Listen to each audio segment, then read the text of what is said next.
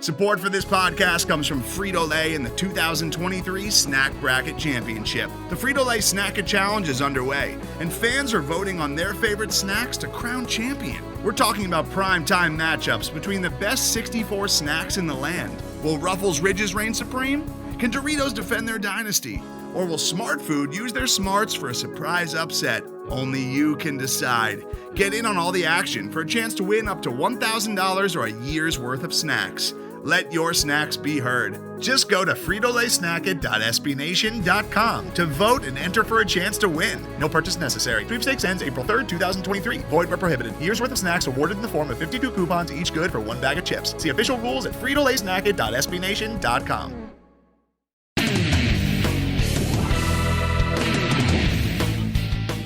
Welcome to the Black and Gold Banneret Podcast. Merry Christmas, Happy New Year, Happy Hanukkah, Happy Holidays, Happy everything to you as we have our final show of the decade, gentlemen. Jeff Sharon, Eric Lopez, and Brian Murphy. That's right. We're recording this on Thursday, December 26th, and this is our final show of the 2010s. It's been quite a decade for the show, hasn't it, boys? Well, wait. The show has only been around for half the decade, though. Exactly. Well, this is still the final show of the decade. It's been on for a decade, hasn't it? I know. Well, I'm glad you said it. for those who listen, monologues on these shows, right, Murphy? Yeah. For those who listen to the show, sometimes the weekly show can feel like a decade passing, but the friendly fire. We are Black and Gold Banneret, SB Nation's home for UCF sports. You can follow us at blackandgoldbanneret.com, and you can also follow us on Twitter at UCF_Banneret, Facebook.com/blackandgoldbanneret. Lots to talk about today. Obviously, we're going to wrap UCF's bowl win over Marshall in Tampa. Yeah,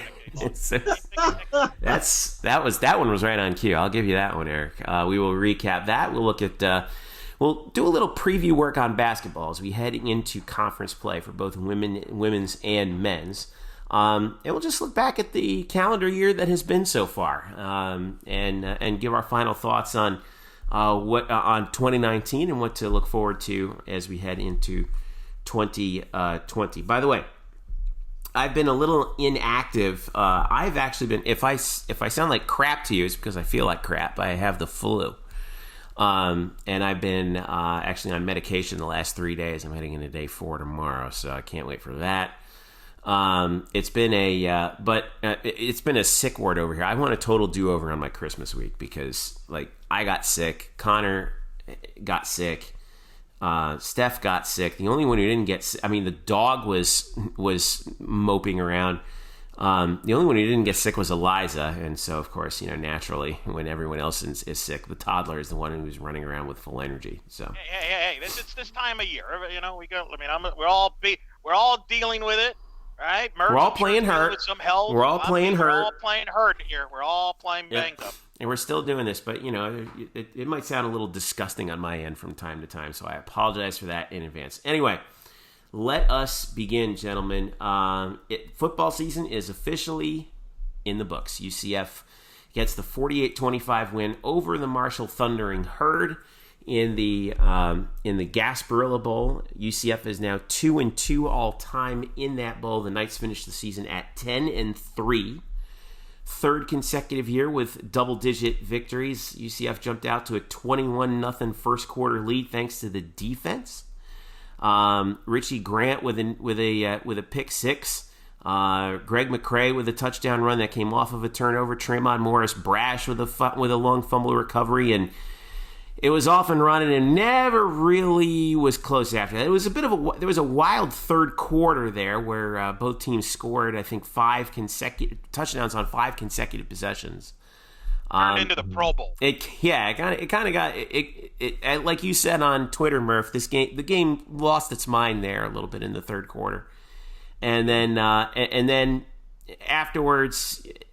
The rain and everything, it kind of felt like everyone kind of shook out of it, and the fourth quarter, 48-25 the final. Some key stats. Dylan Gabriel, actually let me pull up the box here because this will give the more accurate stuff. Dylan Gabriel was Yeah, okay. He was 14 to 24 for 260, 2 touchdowns. He was sacked once. No picks, so that's good. Darryl Mack was 3 of 7 also. The track was really wet. It was raining for much of the game, so can't really blame that on him really too much. Greg McCrae, 80 yards to in the running game net. Actually, we had, let's see, I'm looking at 5 nights with at least 40 yards rushing, which is pretty outstanding when you think about it. Marlon Williams actually led UCF in receiving with 7 catches for 132. And here's the thing I wanted to ask you too, Murph. I don't view bowl games as postseason games. I kind of view them as especially these games, between, with nothing really on the line. These are preseason games where we get previews of, okay, what are the guys coming back next year going to look like? And I think we got a little bit of that. We got some Greg McCrae. We got some Benno Thompson. We got some more Otis Anderson. We'll talk about that in just a second. Some breaking news on that front. We saw Marlon Williams. Big game for Marlon. I was looking for him to do that.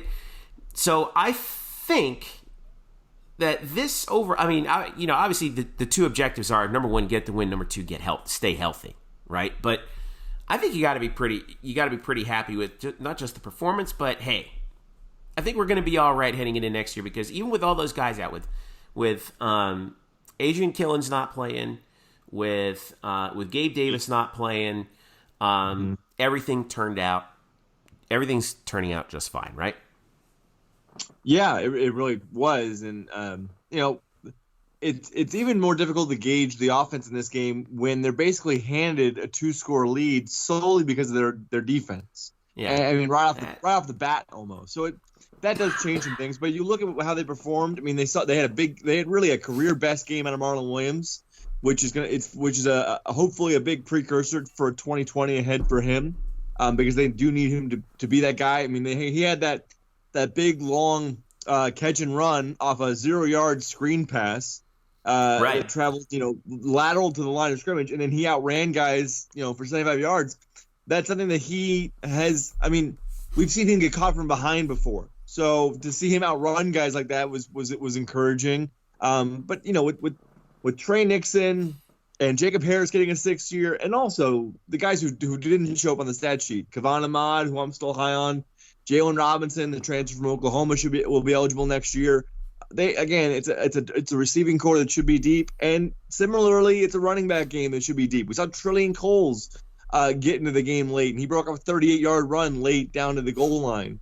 And then you've got Greg McCrae, Benno Thompson, who I think has been a breakout star this year, and we know now that Otis Anderson is coming back. That's right. That's breaking news as of just about an hour ago, actually, from when we recorded this, right? Thursday night as we record this.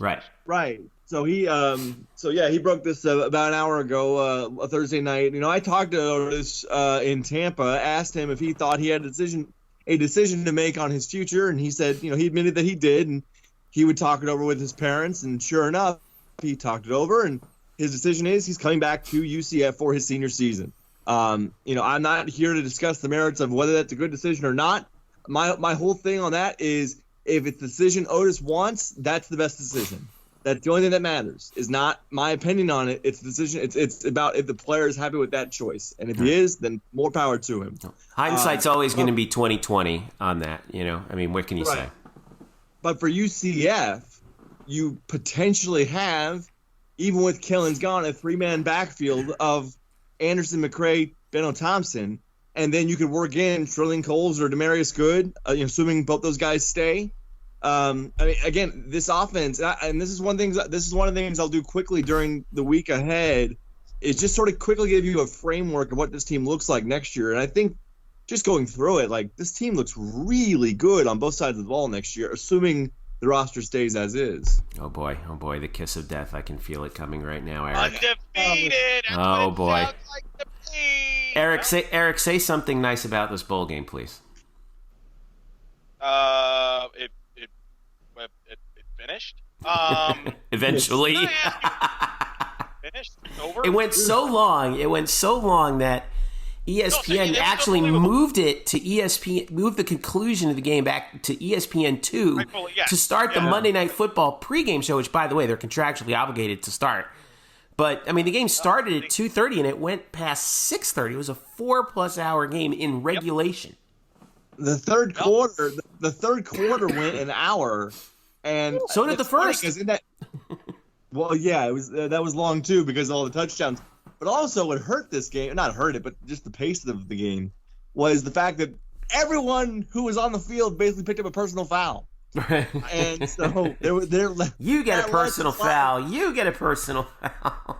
That led to a lot of. Does that mean, Murph, that Rob Manfred should come in and like put a minimum of like, hey, only a three personal fouls limit here, and then we take you out or something? I mean, well, no, we have that. If you get 2, you're gone.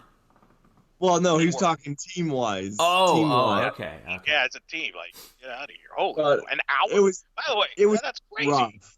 I mean, it was really rough. The reviews were hella long. We were getting kind of loopy in the press box. You know what this film was? You know what this movie? Oh my God! It was quite. That says it all right there. It was quite epic. Let me tell you. Irishman wasn't that long. No, it wasn't. The Irishman was shorter than this game. You can watch The Irishman in the span of time that this game took to play. But what this football game reminded me of, and it is a movie, it kind of reminded me of like those Transformers films from like the 2000s, where there's a lot going on, and I feel like because there's action and things happening, I'm being entertained, but I'm not exactly sure what's going on or how what to make of it. Just a lot of special effects and explosions, and not a lot of plot. Yeah, like it's not. There's nothing made sense. Nothing made sense to this game. It was a roller coaster. It was literally a Busch Gardens roller coaster. Oh wow! Look at that. It does.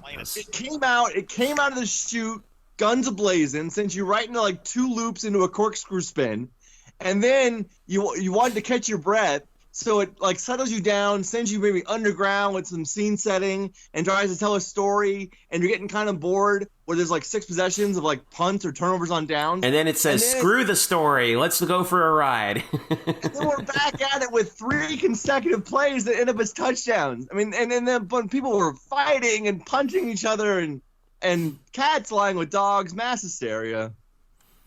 But the end result was a win. So you said loopy. Does that explain the questionable selection of Dylan Gabriel being the bowl game MVP? Like, why was he voted bowl? Who voted for this? I think everyone just kind of threw their hands up and was like, you know what? I don't know. The media did not vote for that. The media did not vote for that. Who voted for the MVP? Oh, well, I feel better now. I mean, if the media did, I was not handed a slip, nor anyone around me was handed a slip. So it's one of those things that I don't care about. It's one of the things that you won't remember anyway, and it doesn't have any impact on the future going forward. But it was like awkward. Like, you know, Dylan was fine, but he's not the reason why they won this game. Antoine Collier was great. By the time he threw a meaningful pass, it was 21-0. Right. I mean, Antoine Collier was Johnny on the spot 3 different times. Yeah. I thought he was great. 2 fumble recoveries and a pick. Yeah.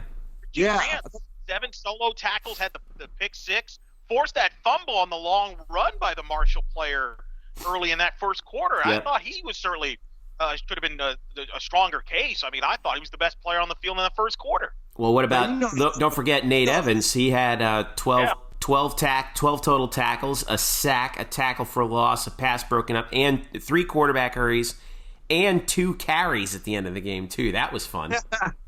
And he thought he should have had a touchdown. He should have had a touchdown. He should have had a touchdown on both of them.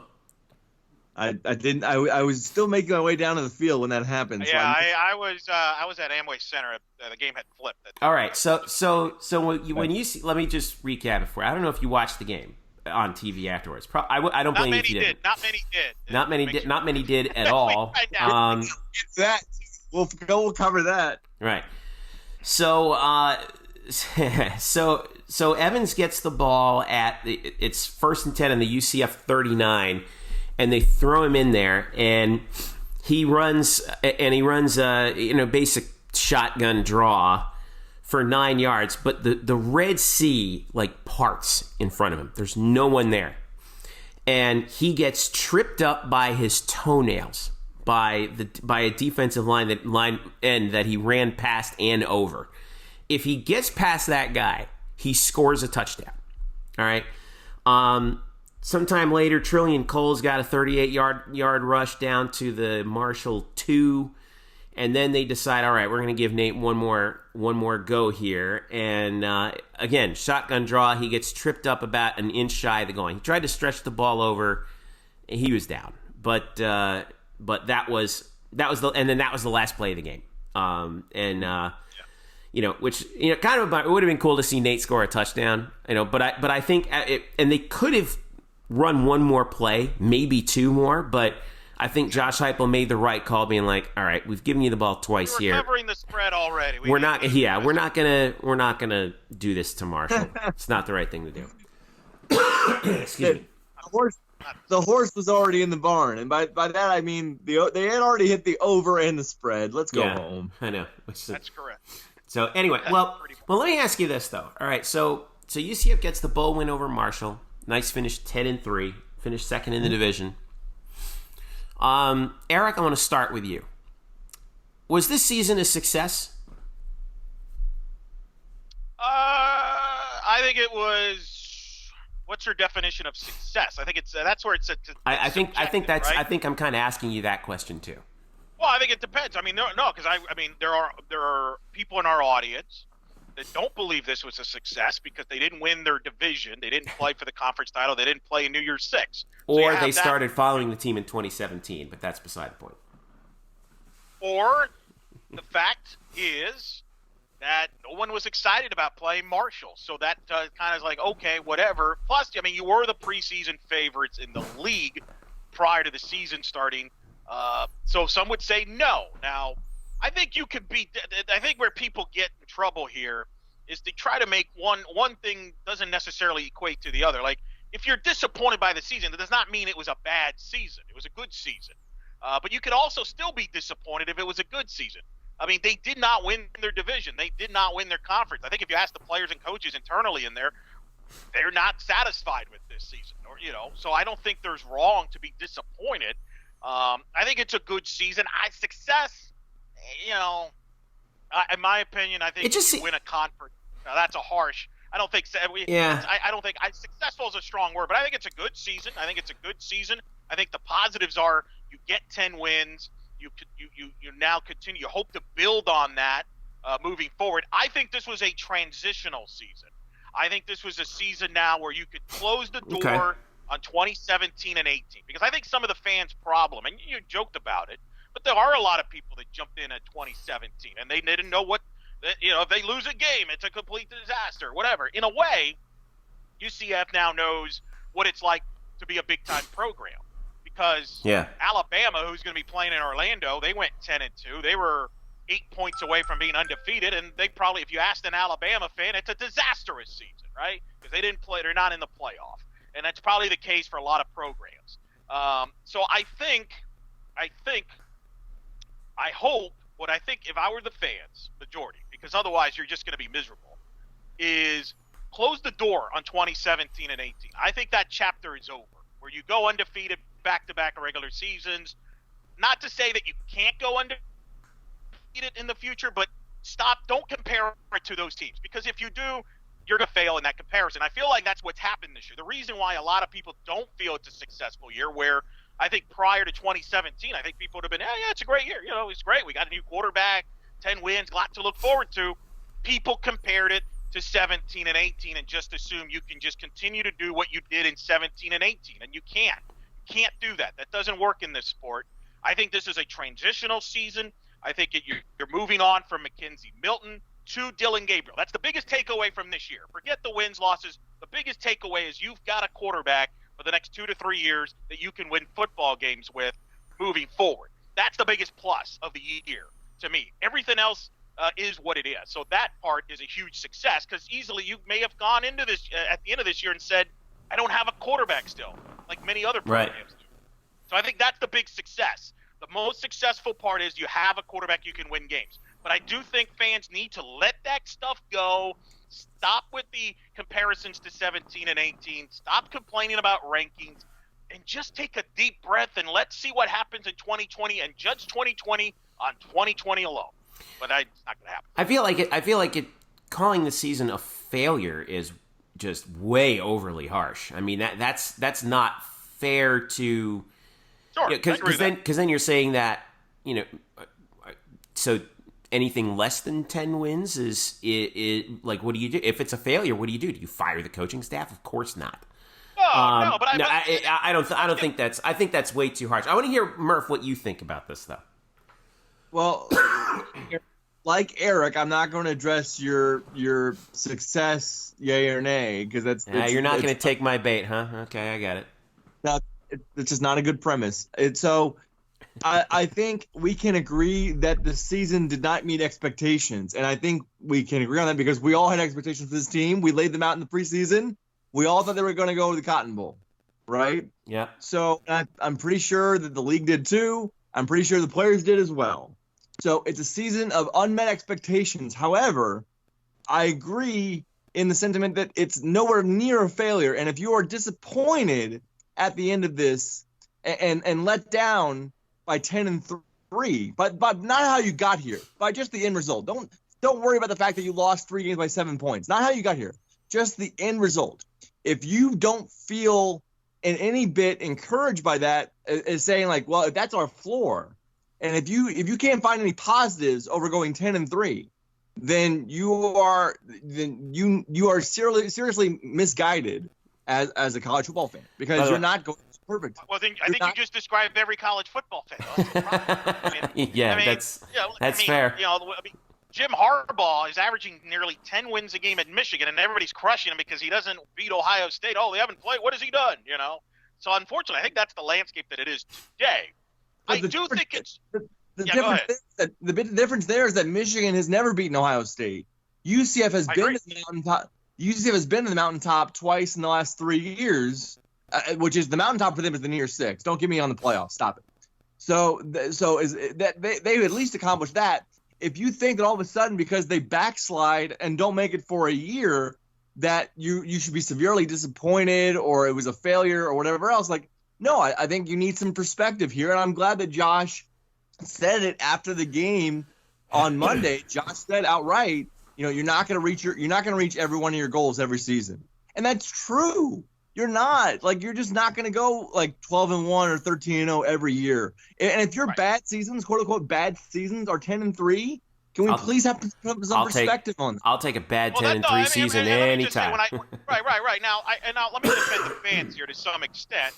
I think you're addressing more, Murph, the extreme fan base, right? I feel like you're addressing the ones that are tweeting at you like, man, this guy's got to go. He's terrible. That's all I see. I really. No one ever tweets at us saying, "Man, Heupel's doing a great job. He's so amazing." I mean, let alone any coach, right? I mean, so I agree. I think there's that extreme that you're addressing. I think you can be disappointed because you didn't win the conference because that's what the bar of this program. It's a credit to this program and the success. I mean, they've been playing in March. They've won a bunch of conference championships going back to Conference USA and the American. They've won New Year's Six bowl games. So the fact that the standard, the expectations are that high, I think it's a compliment to the program. So I understand if fans are disappointed because they're playing in Tampa and Gasparilla on a Monday against Marshall in a who cares game. But I agree with you. You could still feel disappointed and yet not feel like, oh man, 10-3 is, like I said, I don't think people are like jumping ship. I mean, some are because that's just the way the beast is. But I don't think that's, in fairness, I don't think that's the majority of the fan base. We always get suckered into the minority. There's always a loud minority that's never going to be happy about anything. Okay, anything. The team could go 12-0, win by 40, and they're going to find something to criticize. That's the minority. I think the majority understands, hey, you know what, 10 wins, it's good, it's not bad. Yeah, I would have won it. I wish we, a couple things here, we could have won the league and gone to New Year's Six, but it is what it is. I feel like that's the consensus. Eric, you said you had a couple of interesting numbers to throw at us about this year, didn't you? Yes, I do. All right. Yes. As if they would improve at certain categories, maybe we would not have lost the game this year. And this could be, I think this You're adding fuel to the fire of the people you just threw under the bus here, Eric. I don't know. I mean, what I'm going to do is I'm going to give you these stats, and I want both of you to tell me why it happened. Okay. If you haven't, because I think it's interesting because we get caught up in certain stats. Like you love bringing up, they're number 5 in total offense. Yeah, that doesn't matter. I'm sorry. It's the most overrated stat. Everybody can get yards in football games if you have a competent offense. But there's a certain categories and stats that I think do play a role in wins and losses that can make a difference in between winning by a score and losing by a score in specific games because there are certain patterns that develop during the season. So, for example, I will give you this. This year, UCF is 30th, and this is after the Gasparilla Bowl where they forced, what was it, Murph, 4 or 5 turnovers? 5 turnovers. That improved them to 30th in the country in turnover margin.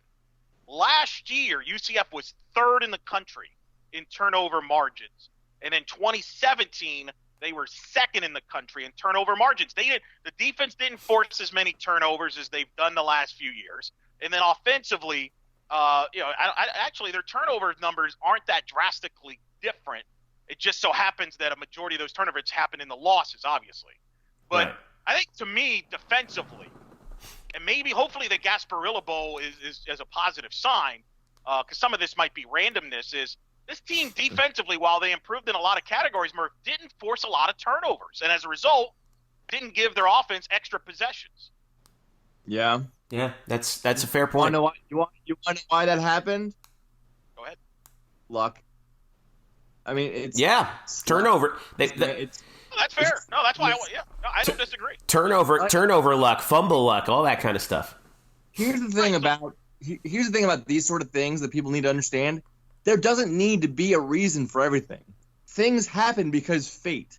Things happen because luck and chance. Like, that's all this is. Like, the pick 6 was off a deflected pass. Right. The fumble recovery that Trayvon Morris-Brash had, it was just a really bad decision by Isaiah Green. For some reason, he threw it backwards for no reason, and it just so happened that Isaiah Green was Johnny on the spot. That when Richie Grant punched the ball out from behind, who's there? Who's there before the ball goes out of bounds? Antoine Collier. Like, it just, like, there were dropped interceptions this year. There's fumbles that could have been recovered that weren't recovered, and all that seemed to go away. It just wasn't meant to be. Right. Just wasn't meant to be. I mean, why did they force fewer turnovers? Just because simply because they just didn't recover as many as they did last year. Like, why is that? Just luck, chance. Okay, yeah. Very good. Next category. All right. I mean, again, there's no right or wrong answer. I'm just providing data, and you guys respond. 3rd down conversions offensively. UCF converted 40% offensively this year on 3rd downs. That's tied for 59th in the country. Tied for 59th. To put that in perspective, that sounds like a nice number, 40%. That is the 3rd worst percentage this decade that any UCF offense has had on 3rd down conversions, believe it or not. 2015, I know that's a big shocker here. 2015 was worse. They were at 29%, shocking. And then 2016, Scott Frost was at 30% that year. The 2014 team was at 41% conversion. Every other year, UCF offensively was 45% or better on 3rd downs. Think about that. And that usually, to put that in perspective, last year UCF was 5th in the country on 3rd down conversions at 50%. They were tied for 15th in 2017 at 45%. I'll give you another year. 2013, the Fiesta Bowl year, Pro Set offense, 14th in the country in 3rd down conversions, 48% that year. 3rd down conversions, they didn't convert enough of them. Look at the 3 losses this year. They were a combined 18 of 52 on 3rd downs. That's 34% in those 3 losses. I don't think that's an accident. 3rd downs, keep your offense on the field, keep drives going, field position. It all plays a role into that category, 3rd downs, which I feel like we neglect every time we look at box scores. Yeah, you know what the reason I think is for that? I wonder if you agree, Murph. Freshman quarterback. You know? There's a number of different things, but go ahead and talk about it. I'll say it's, and this is going to sound like I'm knocking Dylan Gabriel, and I'm not. I mean, he played an amazing year in his first year as, he took the reins of the starting quarterback job, but I've said it many times throughout the year, and Fans get sick of me saying it, but it's true. You live by the true freshman quarterback and you die by the true freshman quarterback. And when you're playing Division I football as an 18, 19-year-old kid, and you were, just a couple months away from, removed from your, from high school, had one spring under his belt, that was it, and he wasn't even really expected to, be the starter at all. You're going to make mistakes that a player with more reps under their belt will not make. And that was especially true in those 3 losses where he was faced with some third and mediums, third and doable. I think I like to say that that he didn't do due to not running, not making the proper throws, not handling pressure properly, and it showed. And it showed in the fact that UCF lost those 3 games by a combined 7 points. And like you said, Eric, failure to convert third downs is one of the most important stats that gets overlooked. And not all of them were all in Dylan Gabriel's hands. Obviously, the offensive line shares a little bit of blame here and there on missing some 3rd and 1s, 3rd and shorts where where UCF runs the ball. But we saw this. I think you pointed it out, Eric, from Mackenzie Milton's freshman year to his sophomore year. All of a sudden the third down conversion percentage spiked, and I think we'll see that next year. But you got to take your lumps. You got to lose some situations like that. And I think in this case, that's certainly what did happen. It's interesting about third downs. I thought it would be like really a problem that is sort of secluded to only the losses, but it's not. Like, yeah, they were 4 for 16 on third down against Pitt. That's awful. 8 for 20, 8 for 19 at Tulsa. It's not great. Also 3 for 12 at FAU, 5 for 16 against ECU, 5 for 13 against Houston. Those games they won comfortably. Yeah, it could be about Dylan. I would love to know what their average down and distance was. Like, if their average down and distance was 3rd and 5 or 3rd and 3, like that's a huge difference. Yeah. And yeah, I put a lot of this actually on the offensive line, depending upon where their average down and distance was, because we know that offensive line, I thought, underachieved and for long stretches of this season, not only keeping Dylan's pocket clean, but opening up running lanes. I just didn't think sometimes the blocks got there, and if they're not there, then you're not going anywhere. Which sort of leads me back to this. It's these small, minute differences make totally big changes. So if one guy, is pulling, if you have a pulling guard to the outside and he hits his block, then you've got a conversion. And if he misses it by a couple inches, the guy he's trying to block gets leverage and dives inside to make the tackle, then all of a sudden you don't. So I would say it's a razor thin margin between success and failure here. And I think probably, if I had to guess, like it's probably mostly on offensive line and then maybe some play calling as well. But I would like to know what their average down and distance was on these kind of plays. Yeah. I'll let y'all all plays together on that. I think you both make great points on that, and it's probably similar answers here to something we've addressed before on this show. Red zone offense. They ended the year 90th. They're currently 90th in the country. 78% of the time they've scored points in the red zone offense. Pretty amazing for a team that scores 45 points a game when you think about it. 58%, by the way, only touchdowns. All right, to put that in perspective, the 58% is one of the worst this decade. You know the team, our favorite. 2015 was worse, 43% of the time. 2014 team was at 52%. To compare that, last year UCF was at 89%. They were at 14th in the country in red zone offense. They scored a touchdown 80% of the time. In 2017, believe it or not, they actually were at 85% overall, which was 64th, which is average. Okay. Mm-hmm. But they scored 70% of the time was touchdowns. 2016, this is amazing. They were 12th in the country in red zone, 91%. They didn't get there often, but when they got there, they scored. Yeah. Including 66%. Even the 2013 team, 86%. They finished 34th in the country in red zone. I looked at the 3 losses this year.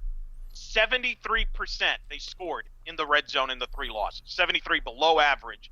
That's a category that definitely has to improve. And I think it's for the similar, and maybe the issues are similar reasons what you guys just gave on third downs, right? Yeah, same thing. I mean, it comes down to reps in those situations. And, I felt like I saw a couple times, like I think back to the Cincinnati game in particular, when Dylan Gabriel just kind of looked lost in the red zone at times. It was bizarre. It was like it was like once UCF got inside the 20, it was like that was their kryptonite, which seemed weird for a team that's so prolific at scoring points. But again, I mean, anything that we're looking at here, Brian and Eric, like the coaches aren't stupid. They know that, and that's something that they plan on working on for next year. And the good thing is you get Dylan Gabriel back for one more year to work on it, right? I mean, certainly if we're gonna, I agree that Dylan deserves some blame, if you want to call it that, for the red zone ineffectiveness. But that also ties back into the third down conversions, because you're dealing with short area offense, right? Where everything is sort of compacted into like this area where if you're in a red zone, it's within 20 yards. If it's a third down, maybe 3rd and 5. Especially if you're at the goal line, though, like it's all kind of the same. Yes. You have the defense playing closer to the line of scrimmage. You have fewer options, and it's more difficult to move the ball there because everything is in tighter spaces. So small margins of error. Yeah, and you're going to have a big summer and spring for Dylan to work on those situations and just being a better decision maker. And having just more, I guess, really, just a better decision maker in those tight windows, tight situations. That's all. Yeah. And it probably forces you to go to on 4th down more, maybe more than you should, or maybe more than you wanted to.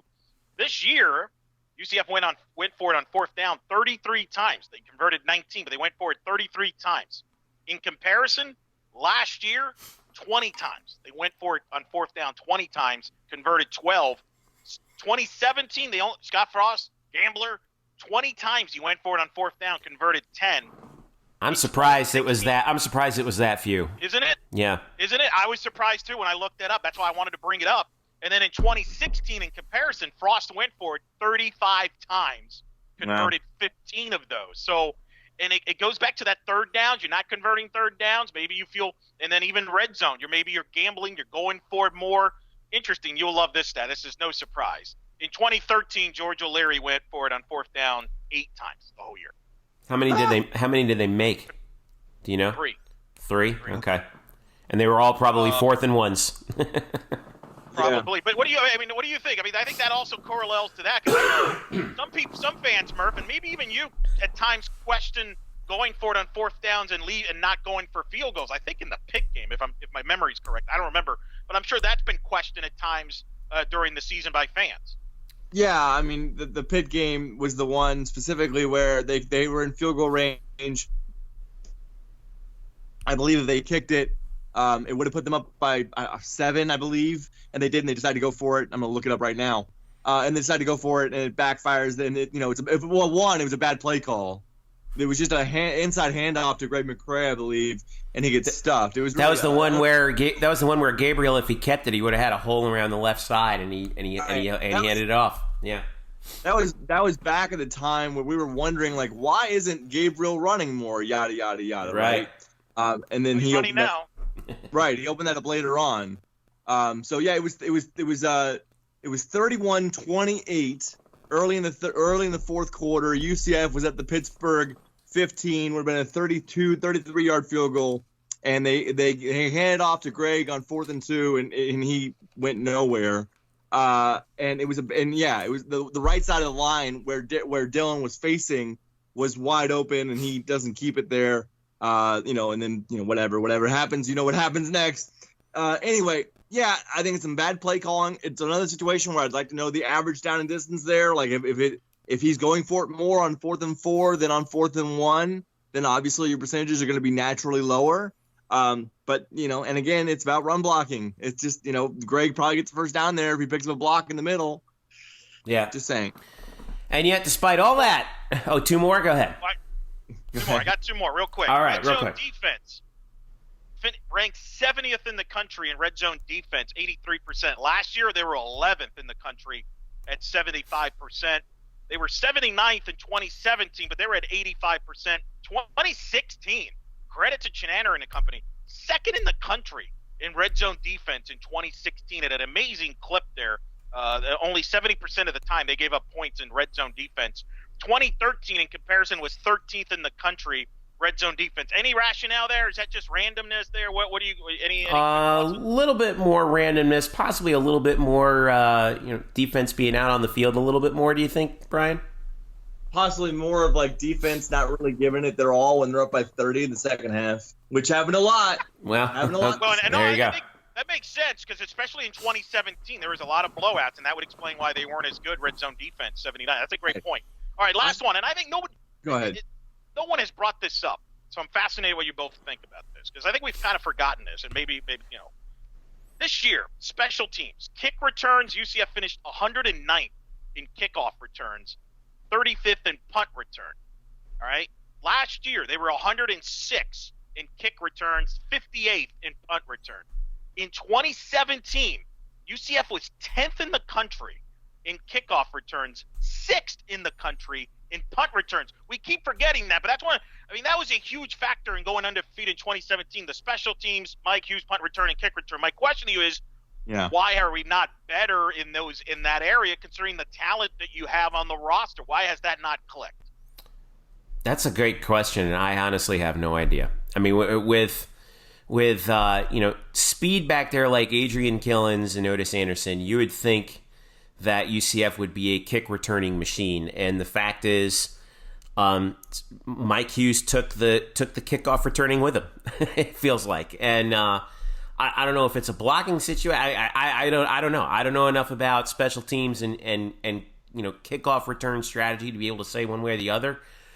Other than it's just that one baffles me. What do you think, Bri? I mean, they only had 17 returns as a team, so it's not like this is a pretty small sample size. And even then, Otis was one of the better punt returners in the nation, and he really did pretty well at 13 yards per punt return. So that's fine.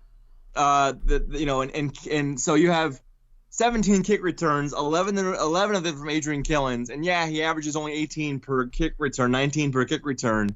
I don't know why I'm getting if I should really overreact to 11 kickoff returns as if that had some massive effect on the season. So as part of the strategy, does that say that teams have just decided we're not kicking to them? We're eliminating that right away. Is that where that's changed? That's fair.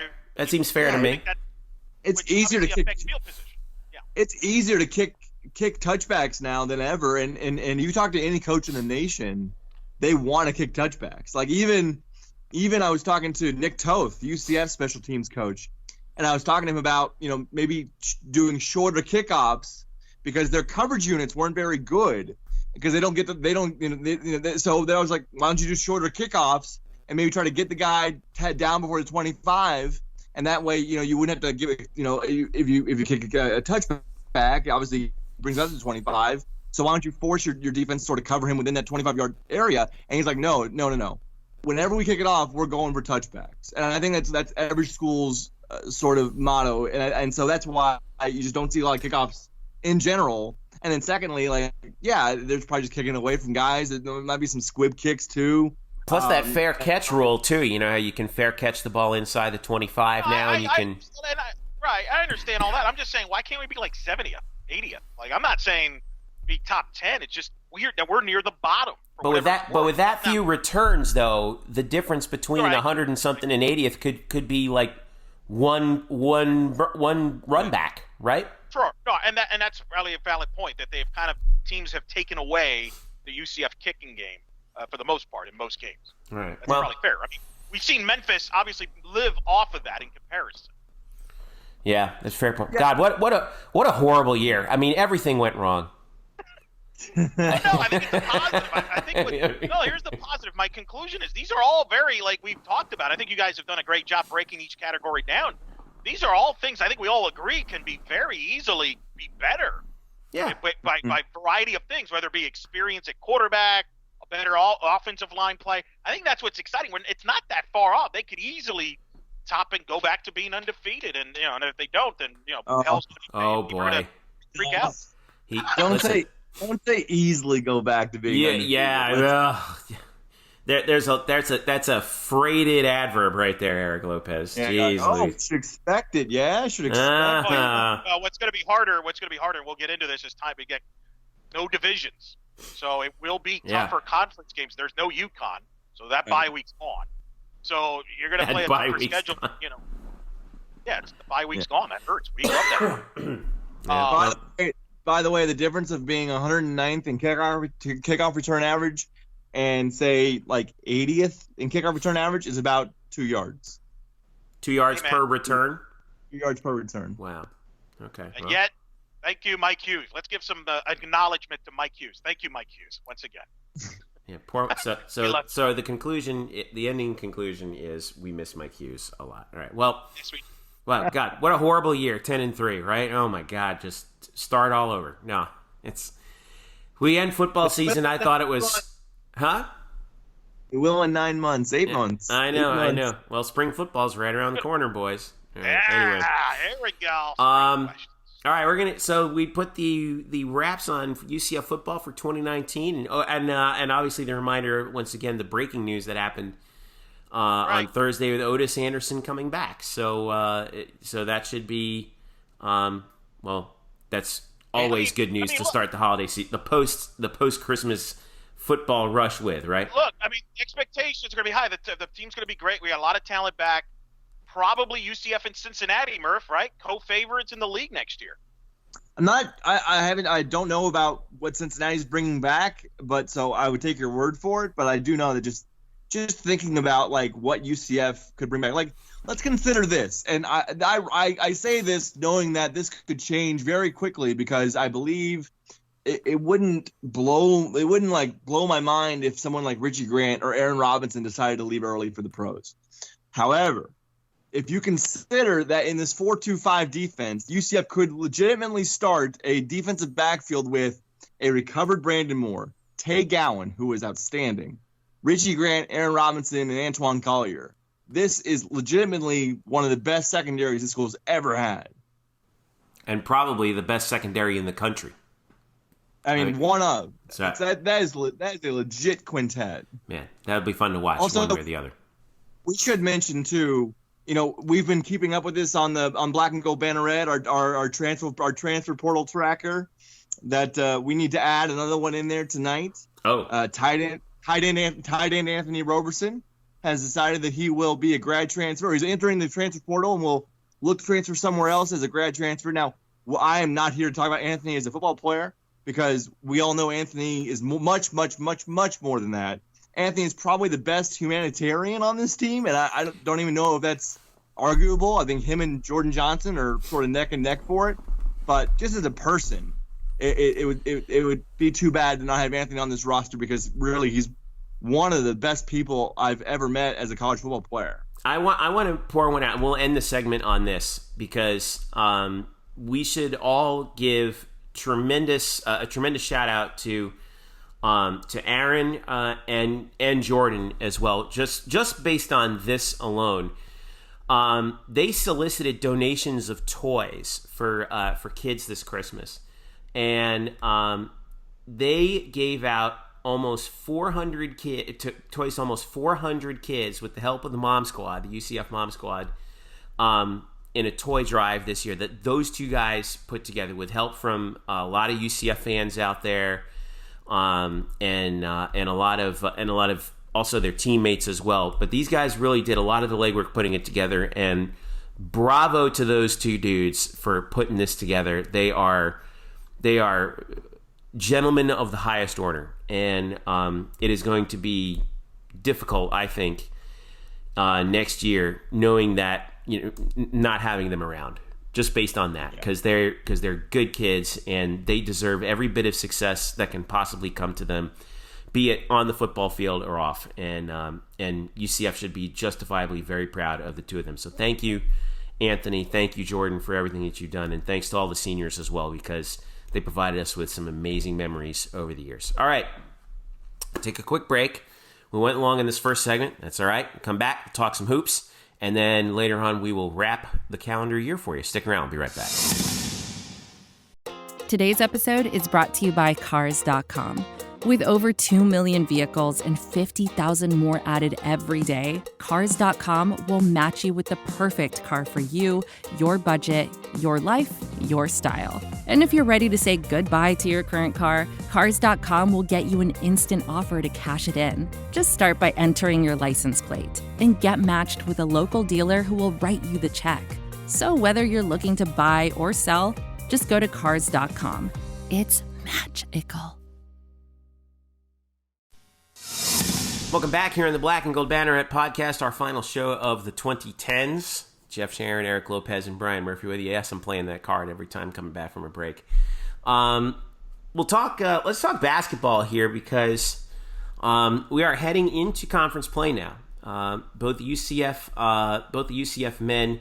The UCF men are done with their non-conference play. The UCF women have one more non-conference game. They are home for Central Michigan on Monday. December 30th. They've won 3 in a row over Quinnipiac, St. Mary's, and Wright State. Those latter two coming in the UCF Holiday Tournament, by the way, for the women. I was at the St. Mary's game, which is one of the most bizarre games I've ever seen. But UCF held St. Mary's without a single free throw attempt until 8 seconds left in regulation. It's one of the most. A foul with 8 seconds left. It was a mistake. It was a mistake on that play. I think St. Mary's player was like driving to the hoop, and somebody got a little greedy and slapped somebody on the wrist in the middle of a layup attempt, and that could have been. And I don't know the last time we had a game with with a team attempting no free throws in regulation, but UCF almost had it. Anyway, they beat St. Mary's. They beat Wright State the next day. And they finish non-conference play with Central Michigan on Monday before starting conference play with ECU at home on Sunday, January the 5th. As for the men, they almost finished non-conference play out with a bang on December 21st out at Norman against the Oklahoma Sooners. And this is not, your dad's Oklahoma, but they're pretty good. And UCF led this game, excuse me, most of the way. And then it got tight. Oklahoma came back, as they would. And UCF they took a 1-point lead. UCF had a shot to win, missed the 3 at the buzzer, 53-50 to the total. Murph, save me, please. What happened in this game? Well, it was a really tough watch. I will say I watched this game from inside the UCF football team hotel with one Trey Strocco. From Nightlight and with UCF SID John Heisler, and we watched as UCF would take a 32-20 lead with about 5 minutes to go until halftime in Norman, and then things got really bogged down. Insofar as UCF would then go on to score 20 points over the next 26 minutes of game time. Oh my God! And lose by 1. They shot. Less than 30% in the second half. Both teams were awful offensively, couldn't hit anything. UCF did have their last chance shot. They came down off a rebound with about 6 seconds left. Dazon Ingram brought the ball up court, was at the top of the arc, and then looked like he just got stuck. He picked up his dribble and got stuck and sort of panicked a little bit, dribbled it out or passed it out to Dre Fuller for a 3 out of the corner. Now, Dre had just hit a 3 out of the corner, I think 2 possessions earlier. And he got a good look, too. It was contested. It was pretty well contested, and it sailed over the basket to the other side, and that's how it ended. Johnny Dawkins, after the game, spoke to him, and he was just not pleased with the selection there. Really wanted his guys to go to the rim there and go for the layup, go for 2, down by 1. And what's amazing is in this game, UCF had 25 shots that were termed by the scorekeepers, 25 shots that were termed as layups, and they went 10 for 25 on those shots. Now, some of that could certainly be because of Oklahoma's front line, their physical defense, they're making it tough for you at the rim, but some of those are just like, you got to make them. You got to make them. You have that many chances inside close range, you got to make more than 40%. So certainly a game that UCF will regret, having this winter break to kind of stew on it before a conference play. It's a game they could have won. It would have really raised their morale and confidence, I think, higher than what it already is now, which is pretty high as is. Also would have raised the national profile, I think, a little bit too, right? I mean, you get a win over a Big 12 program. A little bit. I mean, Oklahoma's the top. I would say quad one game, baby. Quad one. Yeah, and Oklahoma's the top 50. I would say they're a top 50 team, 5-0. Like they're not. They're certainly they're well above average. They're a tournament team. So now we'll see what they can do against Temple here on New Year's Eve, opening up conference play. And it seems like UCF and Temple always open up conference play. I feel like there's a stat there, but yeah, it happens all the time. And they don't. 2016, last time that UCF and Temple did not play within the first week of the new year in the conference play. It's good scheduling by Temple. You get to come down and enjoy some warm weather at the time when it's getting really cold up in Philly. Yeah. The good news is Murph actually gets to watch it in person. Murph's missed the last couple of these because last example they played the day after, right, Murph? When the day after the Fiesta Bowl. They played January 2nd last year. I was still in Arizona at that point. Right, and then a couple of years ago, you missed the game because, unfortunately, I apologize again for hooking you up to this. You were covering the NFL wild card game between the Buffalo Bills and the Jacksonville Jaguars in that classic game. Possibly the worst NFL game I've ever seen in person. I think you owe him money for that still, Eric. I'm just sorry. based on principle. Yeah, well, if it makes you feel better, Murph, he didn't miss much offense that day because that was the day that Temple scored like 30-some points, 40 points against UCF there. So the point is these teams play often early in the year. Let me ask you quick. The thing I have the biggest question moving forward is where is the offense going to come from in the final 4 minutes with this team? I don't feel right now at this time they have a guy that can create his own shot or create for others, and I think that's why, unfortunately, while I think the defense is getting better, I think the offense is down the stretch. They're gonna have to be perfect execution to score. Otherwise, I think they're gonna struggle. Is that the big takeaway and concern moving forward here? If I can jump in here, Brian, I disagree with that. I think that Dazon Ingram is the guy who does that. The problem is I think he's still a little bit tentative because it still feels like he doesn't quite know everyone's tendencies in crunch time because everything kind of breaks down. And when you're running the point, you need to know who likes to settle toward what as their basic thing that they do and do well. And I felt like he was a little bit tentative. I think the final play against Oklahoma was a good example of that, where he should have taken the ball to the hole. He didn't. So my hope is that in this 10-day period between that game and then the start of conference play that Dazon recognizes that he can take the ball to the hole. He's so big and so strong and so physical. He should be taking the ball to the hole and creating his own shot down the stretch because that can open things up for everybody else around him. Murph, I cede the point to you since you're more experienced with it. I think that's right, and I didn't go back and rewatch that last play, but I'd like to know exactly what Colin Smith's position was on that play. He really is the key cog in this offense. He leads this team by a considerable margin in terms of possession percentage. At more than he's like 27%. So you really want the offense to flow through him, and really it's been working so far where you have the offense work through him. You have Dazon bring it up, and he can create, but you get it out to Colin. And Colin can obviously hit from 15 out, and he wants to shoot threes, so he can hit that too. But you want him to get on the block. He can either create on the block because of his agility and his size, or he's also a really good passer. And they have surrounded him with guys who are at least capable of hitting threes. I mean, certainly Darren Green has been the best one. Cesar DeJesus, Trey Fuller. I will say that Matt Milan has gotten better since his early struggles at hitting the threes. Frank Burt's as well. So that's what you want to do. And those but since you can't set up your offense with 8 seconds left or 5 seconds left, you really want to see if you can get it into Colin quickly and either let him draw a foul or just do something, 5 feet from the basket. If you can't do that, then Dazon at 6'6" has got to use his body to sort of get in there. And I just remember what happened there is he got stuck, maybe trapped a little bit at the top of the arc, picked up his dribble and was sort of left in no man's land, and then sort of panicked a little bit. He had nowhere to go. So it's I will say though, they lose this game, and that's frustrating because when you lose a team, when you keep a team to 53 points, you better win. And but they certainly played better than I thought they would for this stage of the year on the road in Norman. I know the closing stretches were tough to watch, but still, you are encouraged because of how they're playing these games. I mean, really, if you take the Penn game and the Oklahoma game, there are basically 1 point and maybe like a quarter of a foot away. Two shots, yeah. I mean, really 2 shots, maybe winning 11-1. Right. One shot and one size of a shoe, basically. Yeah, right. Yeah.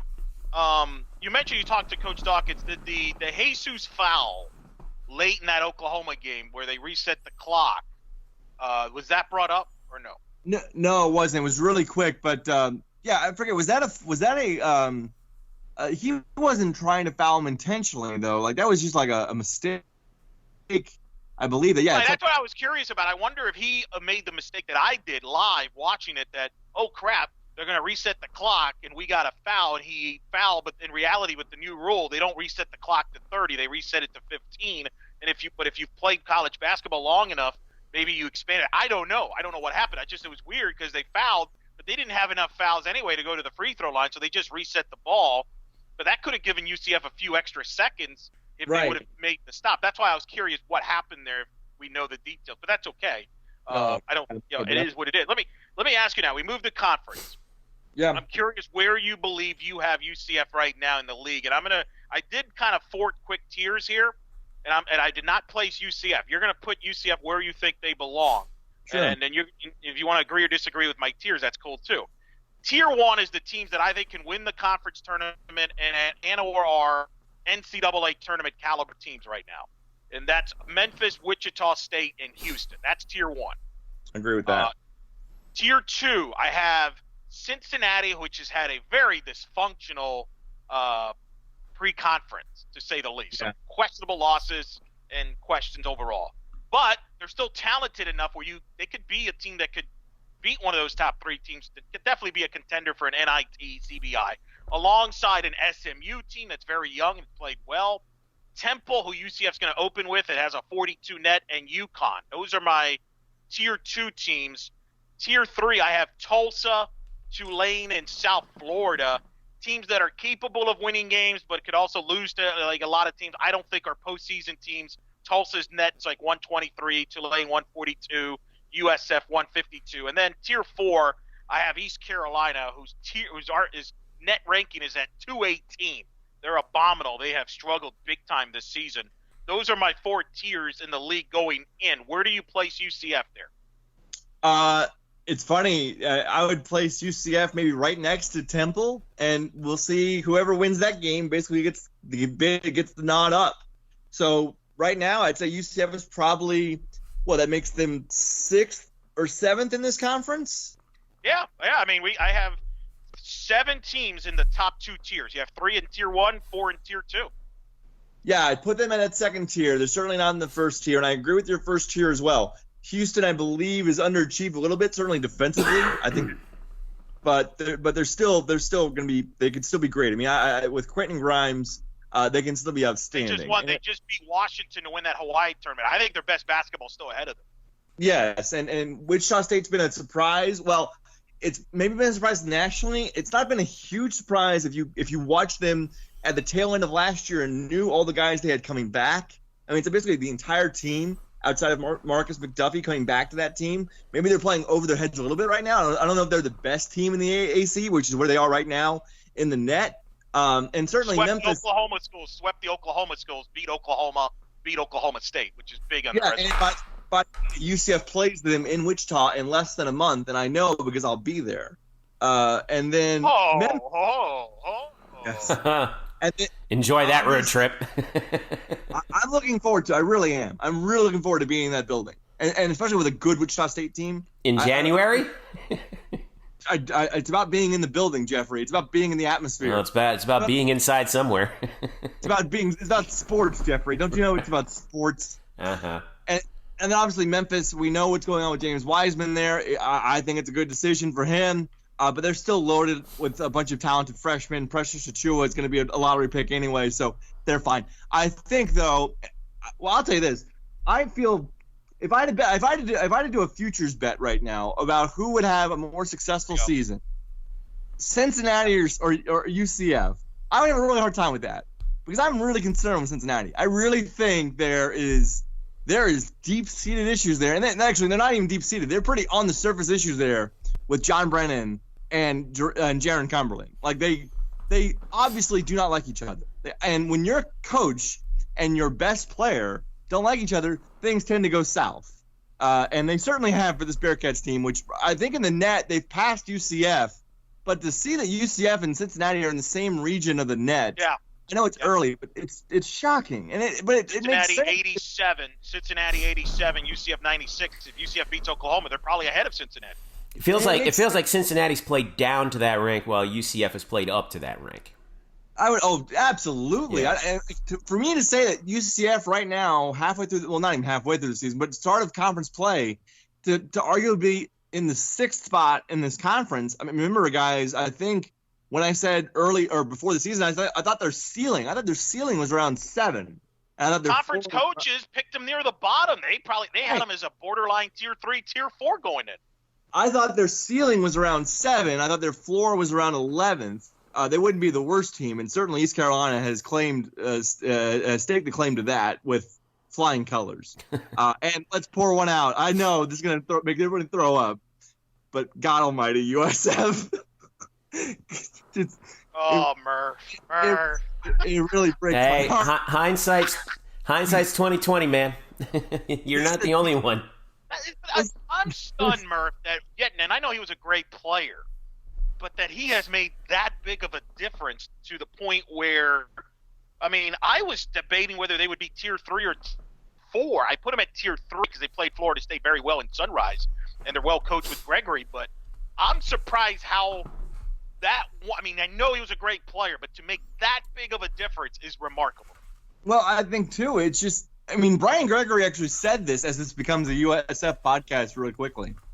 Brian Gregory said this early on in the year that their whole offense was based around him. And this is not a guy who's only an offensive player. I mean, he is on both sides of the floor. He's a double-doubles machine. Well, and just when you lose that kind of impact, it's brutal. And then also, beyond that, they lose his backup to injury or transfer or suspension or something. They're way short on the interior.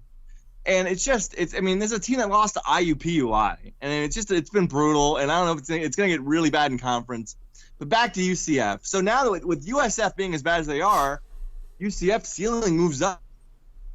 They're probably the 6th best team in this conference, and that's even debating that maybe they might be better than Cincinnati when all is said and done. So can you imagine this team possibly getting I know it's December, but can you imagine this team if they got like a 5 seed in the conference tournament? That'd be nuts. That would tell me more about should I be worried about the American? Should I be freaking out that the American's no good anymore? That this team is 5th? Like, no, the conference is fine. Like, we have basically the teams we thought would be great may not be as good, but you have Wichita State taking Cincinnati's place and Houston being a little worse, but Memphis being much better. So we basically just shuffled the deck. The conference is still close to being as good as they were last year. And yet UCF could be 5th or 6th best right now, which is, I mean, had to them. It might tell you we have a pretty darn good head coach, by the way. Might just tell you we might have a pretty darn good coach. I mean, I thought they were prepared in that Oklahoma game. They, you mentioned their struggles in the latter part of that game. They kind of lost that game at the end of the half. They got cold, but that team was ready for that game, and they're going to be ready for every game. They're going to be prepared with Coach Dawkins. I think that speaks volumes to the job he's done there with this team to this point. The question now is they're going to open with Temple. Temple, you mentioned them. They're on their first-year head coach, by the way. Dunphy retired. They were an NCAA team last year. This will be their 2nd trip to Orlando. They played at the Advocare. They lost to Maryland, beat Texas A&M, beat Davidson in that field.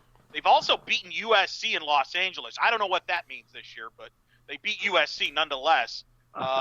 Lost to Missouri, lost to Miami by a point. What are we looking forward here, Murph, here on New Year's Eve here? I mean, it's a big game to start conference play against Temple here in opener. It's a really big game, and with Temple, I mean, with Quentin Rose and Napier Louis, I mean, you've got Quentin Rose can do everything. He's just outstanding. He's your typical like do it all guard forward hybrid. Napier Louis at 6'4", runs the offense well, and those two guys back from last year who I thought were really good then. So no, I mean it's I said before the season, and maybe this has changed a little bit, but I thought UCF's conference schedule was pretty front loaded, and certainly at least in this opening stretch here, where they have Temple, then they go to Houston on the 3rd of January, stay in Texas to play SMU, who's a top 100 team in Ken Palm, then come home to face Cincinnati, who knows what you'll get. So these first 4 games, two at home, 2 on the road, they really are. None of them are easy. All of them are. If you look at the metrics, all of them are teams that currently rank ahead of UCF. UCF is not favored to win any of them on Ken Palm. And then they play Tulane in South Florida, so maybe they get some wins there. But this first couple of weeks of January, the New Year's Eve and then the first 2 weeks of January, we're going to find out a lot about this team and then come back on January 12th after the Cincinnati game here in Orlando and see where this team is. I think if this team can go 2-2, that would be what you want. That would be what you want. You're playing with house money if you go 2-2 there, man. Ugh. You want to win. You gotta. I would say if you can't expect to beat Houston in that gym, especially after last year, it's a tough road trip going from Temple on New Year's Eve to Houston on January 3rd. That's a pretty quick turnaround. So throwing that one out the window, if you can win 2 out of 3 of Temple at home, SMU on the road, Cincinnati at home, that would be what you want. I think that's what you want, and I think 3-1 would be incredible. Yeah. So, well, nonetheless, it's going to be. When you start conference play here, it's grind time, and we're going to find out real quick, like you guys said, in that 4-game stretch, what kind of a team is this really going to be? So, and the chemistry's going to have to come together now, huh? Imagine, I'm way more excited. I think people should be way more excited about this team. Absolutely, I agree. Than we back in early November, I know we didn't know what we had in early November, but we thought it was going to be a really rough, up and down, growing pains type of season. This team, okay, they haven't beaten any marquee programs, but they've played really well, really cohesively for long stretches, and even their losses have looked encouraging. This team is a lot better this year than I already. There's room for improvement. I mean, no, what if Matt Milan gets going from the 3-point line? That's an extra shooter they haven't had yet. You mentioned he's getting better. I like the fact you're seeing Darren Green and Dre Fuller. I mean, I'm excited about Fuller's potential as a two-way player. Right. But those are just freshmen. That's part of the future of this program. Right. And I think Colin has had a heck of a year all conference here, Bert. And I think that's the point of the way they're playing now. It's great for this season, but this season we knew was kind of a growing season anyway. So they might finish 5th or 6th in the conference. They may make the NIT. Who cares? But it's about the future. If this team's playing this well now, wow, expectations for 2020, right. 2021.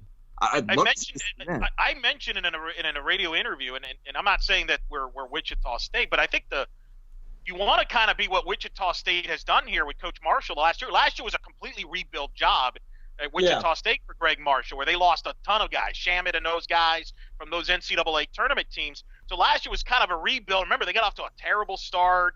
Everybody's like, oh boy, but they turned it around in the second half of the year, and by the end of the year, tournament. That was right. the conference tournament.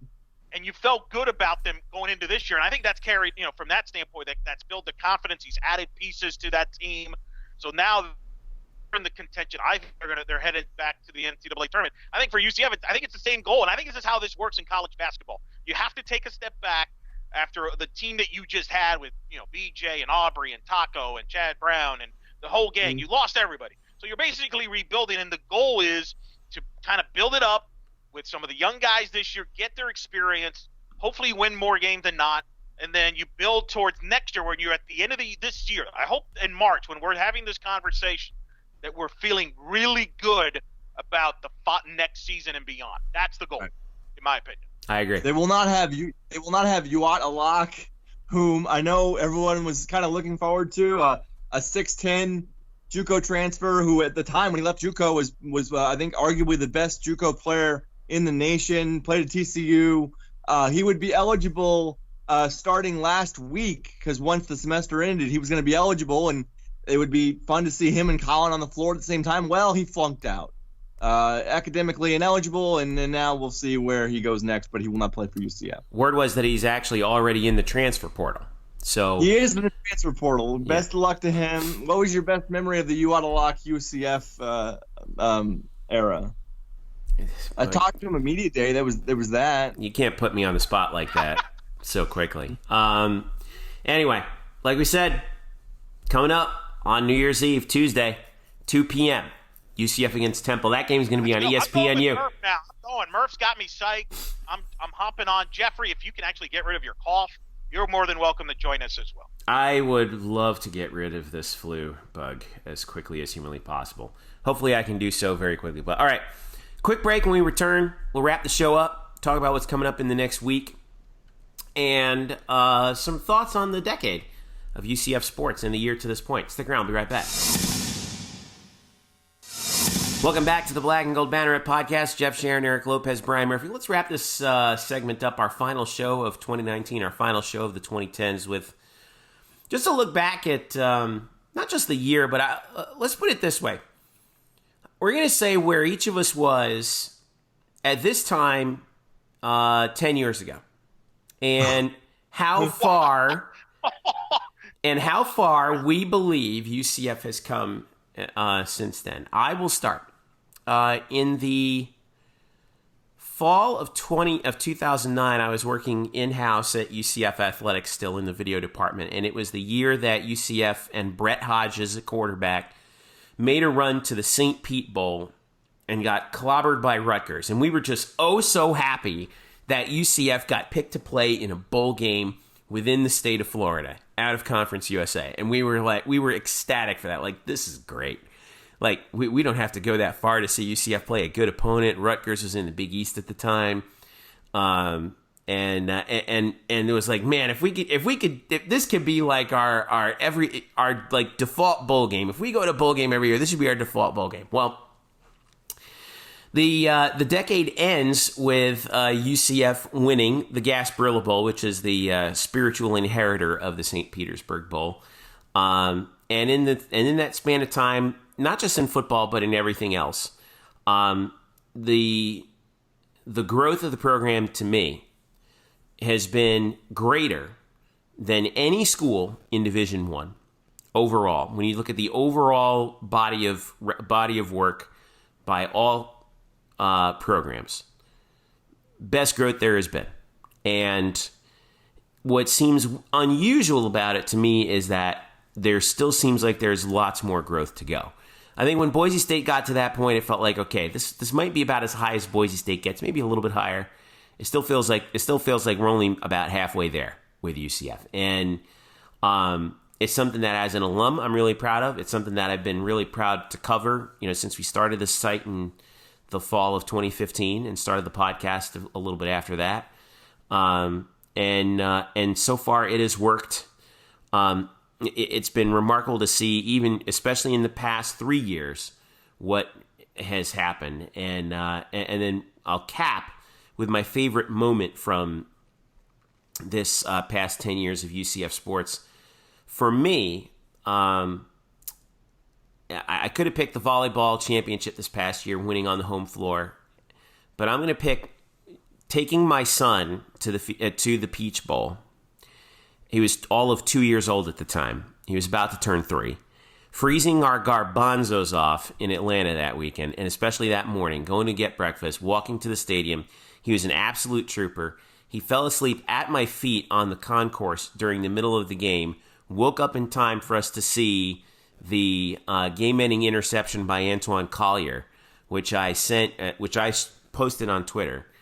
And we got to see the end of that undefeated season in that national championship, and that was I hope that that's one of my last memories when I go to my grave, is that moment, because not just because I was there to witness it in person, but that I got to share it with him, and that we all got to share it with people who we know, who our families, our friends, and it validated everything that we always believe UCF could be.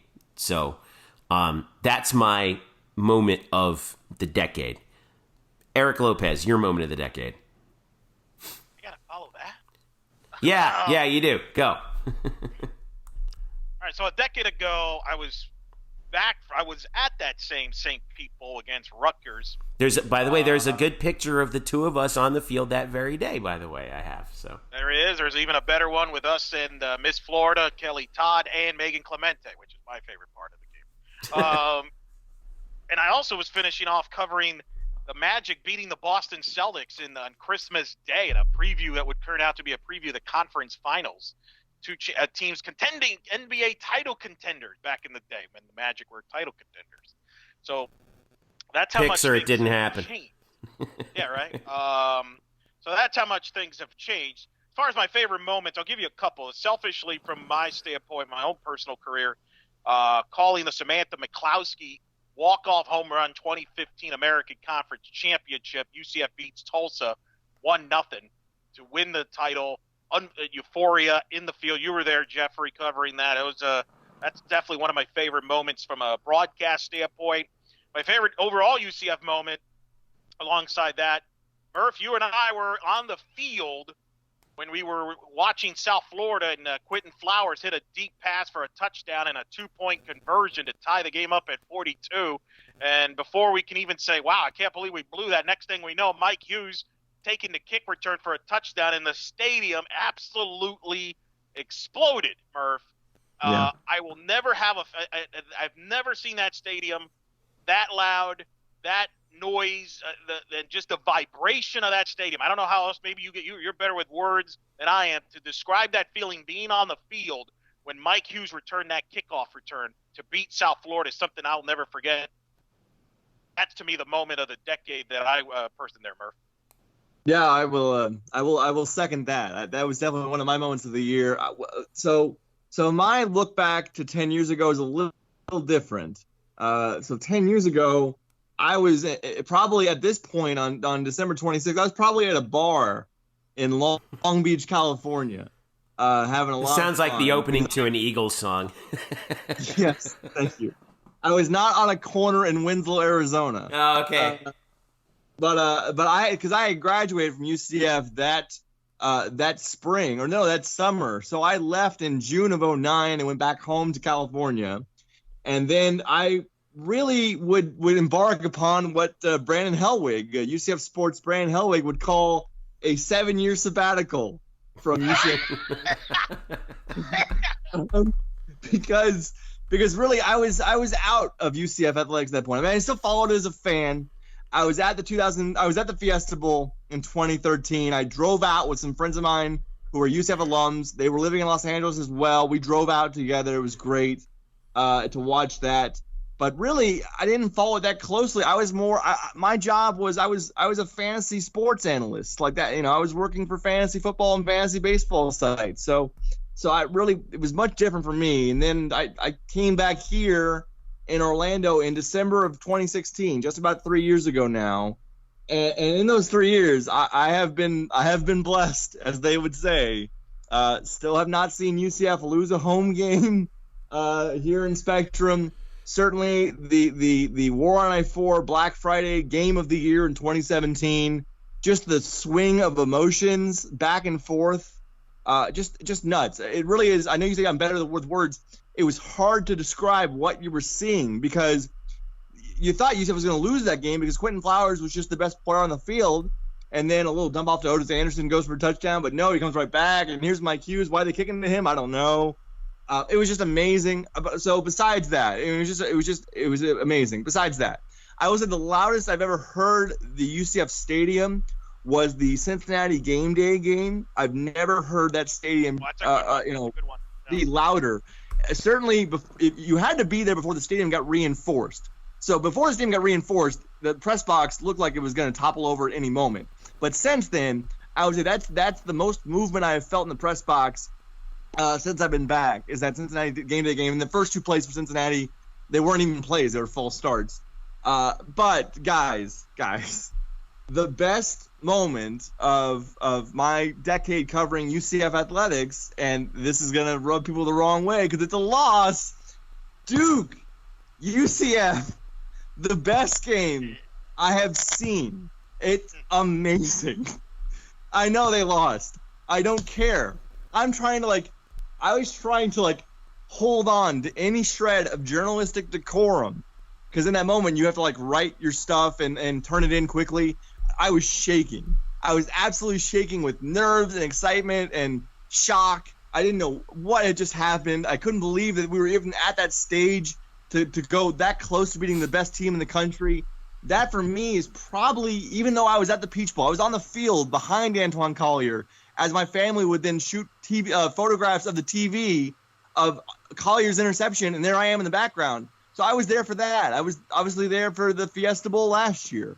All the other games, and UCF baseball won the conference regular season and whatnot. The game for me in the last decade is UCF Duke men's basketball in a loss. It was that good. I can't even bring myself to watch that game again.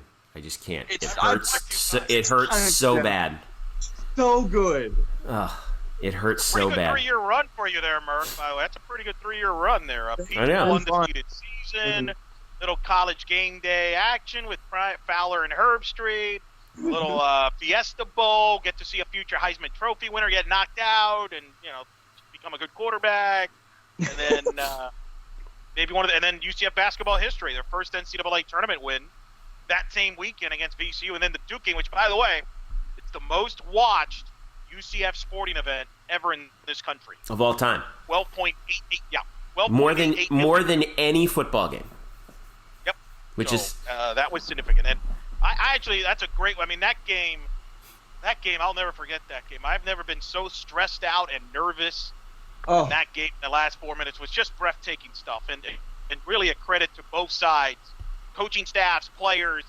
It's a classic game. It's an amazing game. It's one of those games where you lost the game, but you really weren't. You didn't leave a loser, and it's just like Rocky. It's like Rocky, man. It was just a phenomenal sporting event.